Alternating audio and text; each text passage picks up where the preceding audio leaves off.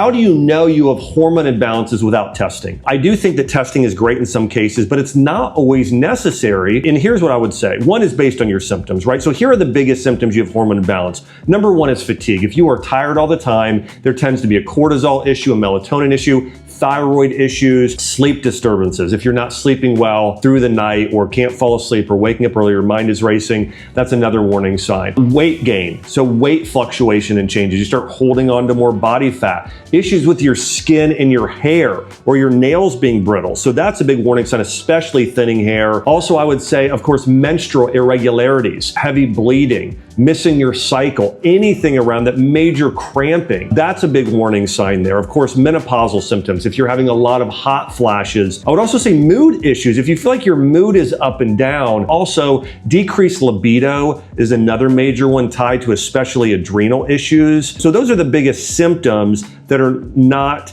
testing related. Now, if you want to get testing done, you can do a hormonal panel and you can start looking at your levels for women of estradiol and progesterone, cortisol as well, and then thyroid hormones. So you can do a full hormone panel, which for many women, it's great. For men, big one, testosterone. Okay, looking at those testosterone levels is really key for men and knowing where you're at, especially that free testosterone there. One thing that I often like to do with patients is also do a methylation test because women in particular, it's called the MTHFR gene. If they have this gene variation, they may need to take a methylated B complex supplement, which really makes a big difference with mood and thyroid health and sleep, probably more than anything, but it really can make a big impact, especially looking at your folate levels, B12, B6, when it comes to your producing thyroid hormones in the right amount. So you can do testing. There are, getting a full-on hormone panel can be very, very beneficial, and a methylation test. And also vitamin D levels, knowing that can also be helpful. But oftentimes, just based on your symptoms,